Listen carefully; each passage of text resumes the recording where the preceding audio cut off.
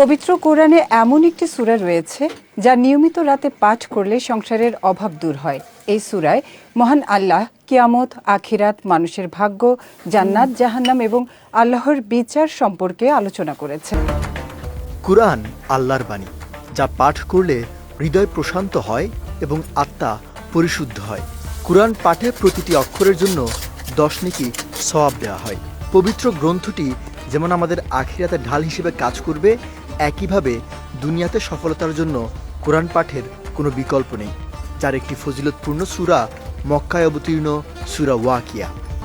ওয়াকিয়া শব্দটির অর্থ ঘটনা।